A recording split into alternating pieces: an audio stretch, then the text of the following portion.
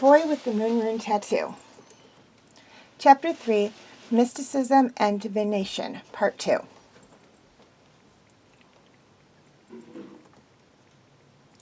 Okay, for those of you who have not yet seen the first few videos for The Boy with the Moon Rune Tattoo, I suggest you go view them now, as this is a continuation of that story.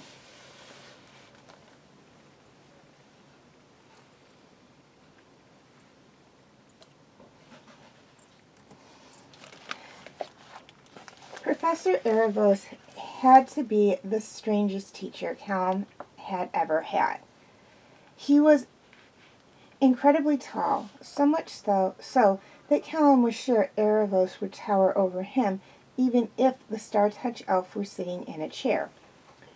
His skin was a soft purple color, and had 3 white, almost luminescent diamond shapes under his eyes. Like the worms that Callum had noticed on the shelves behind him, Erebos also had small pinpoints of light embedded in his skin, like miniature stars. Like Rayla, he also had shoulder-length white hair. His horns were larger than the ones Callum had seen on the other students, long and jagged things that were dark purple. He wore dark purple robes, and because of the dim lighting in the room, he almost seemed to blend in with the surroundings. Callum waved nervously at the tall elf, reaching for his sketchbook with his other hand in order to communicate. However, Erebos was already saying something else. "That was what we call a Durba box," he said in a deep voice, moving past Callum to gesture towards the box he had just been examining. "It is said to hold the spirit of a dastardly spirit inside." He turned around, sending Callum a confident smile. "I would hate to see what would happen if it were to be opened." Callum took the hint and stepped away from the box, taking the charcoal pencil that he kept strapped to the outside of his sketchbook, and hastily scrawling out the word "sorry." "Don't be," Erebos replied, turning away from the shelf and striding towards the front of the room. "But you should know, if you are to be the only student taking my class, most of the artifacts behind you can be dangerous in the wrong hands." Callum swallowed nervously. He was going to be the only student in the class? That was not what he expected. He thought that at least 2 other students would be in the classroom, which he could handle just fine. If it was just him, he would have been nervous about that under normal circumstances. But the prospect nearly terrified him now.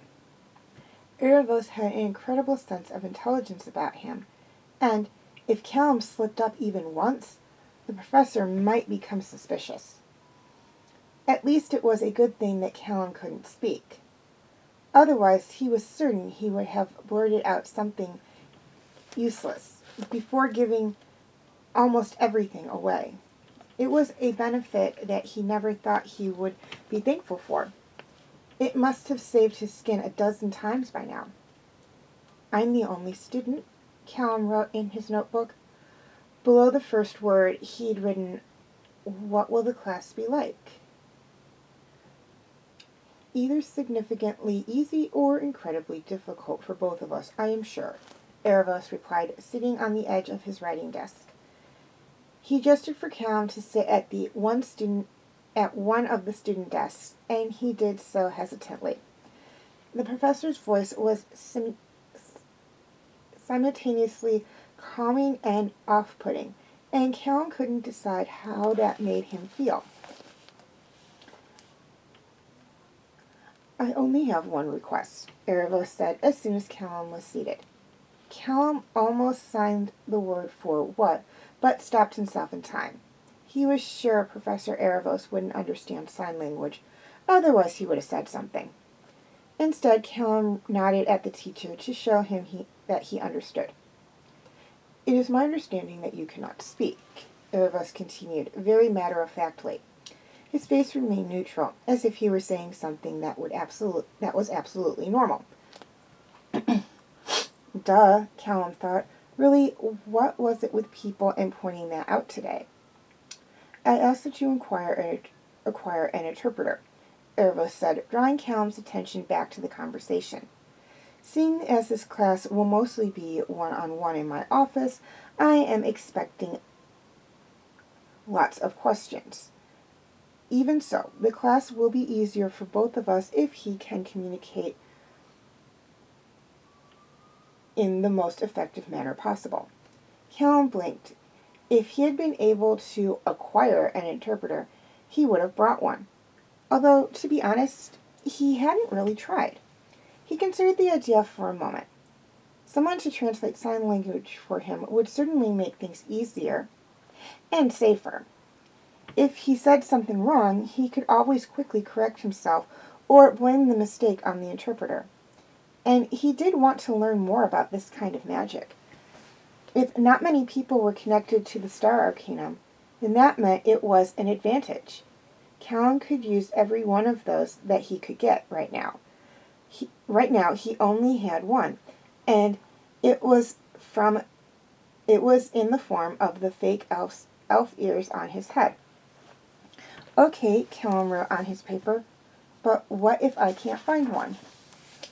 I'm sure I can figure something out, Erebos said, his voice taking on a strange cadence that Callum wasn't sure how to interpret. Star magic has many uses, you know. Callum wasn't sure he liked the sound of that. There was something in Erebos' expression, something in his voice. Besides, Callum decided it probably wouldn't be a good idea to have someone messing around with his vocal cords. Not yet, anyway. He would prefer to have someone he trusted make that attempt, not some professor he didn't even know. Okay, he wrote down, I'll try to find someone. But who on earth would want to interpret for him in a one-on-one class?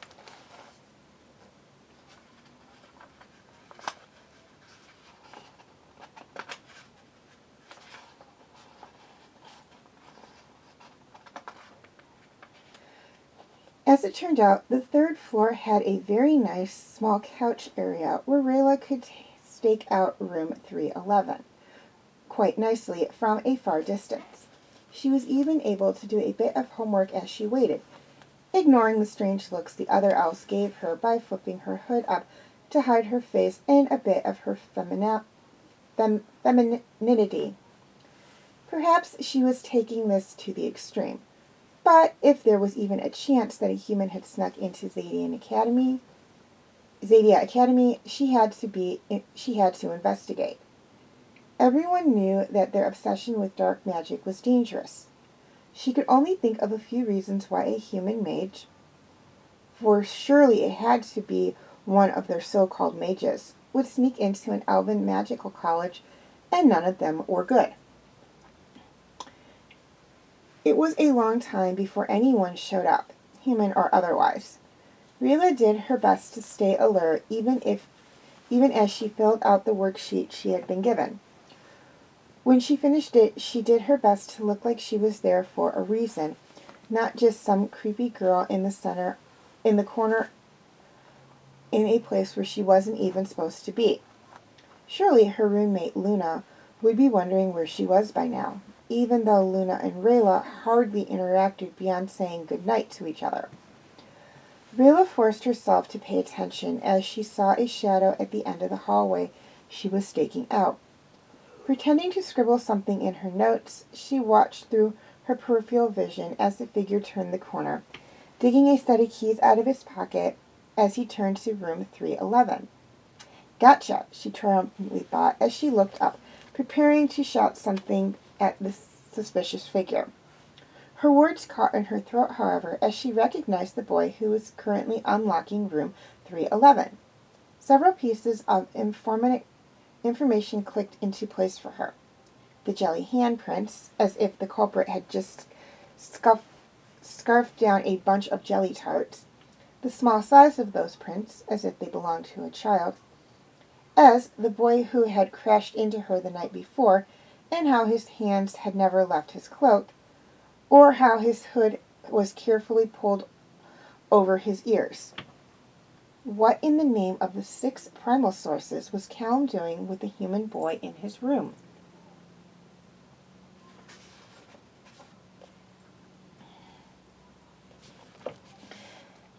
She was watching him carefully the next morning, but in a curious turn of events, it was actually Callum who approached her, looking nervous about something as they waited in the lunch line.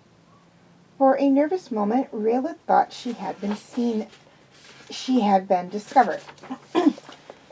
That somehow he had learned of her spying on him as he entered his room the night before. But she quickly realized that was not the case. Can you help me with something? He attempted to sign at her, only using one hand at a time, alternating which one was holding the tray of food he possessed. Rayla sighed and kept her face carefully neutral as she took the tray away from him with her free hand so that he could sign freely to her. What do you need? Her mind was still spinning with her discovery. Surely she had to be imagining things. It was impossible. No elf in their right mind would harbor a human in their dorm room. Although the boy who called himself Ozymandias certainly didn't seem like a threat. He was just a child. Perhaps there was more to it. Or perhaps she was just making excuses. It was common knowledge that, despite the peace that had persisted for the past 100 years, humans were not to be trusted. The continual use of dark magic only served to reinforce that belief. She realized Callum was signing to her and forced herself to focus on the task at hand. I need someone to interpret for me in Erebos' class, he told her, pausing to rub the back of his neck awkwardly as his face reddened. And I was wondering if you would be willing to do it. Rayla blinked. That is, if you're free Thursdays at 4. Callum quickly signed, his hands becoming more and more sloppy in his nervousness. It's okay if you can't. I just thought... I'll do it, she cut him off, surprising both of them. Callum stopped. You will? Rayla took a moment to consider her answer before she responded with a nod and an encouraging smile. She needed answers. What better way to get them than by spending more time with the Skywing elf who was harboring a human child? It wasn't like she could just ask him about the secret he was keeping from everyone. It would be best to try and catch him in the act of something.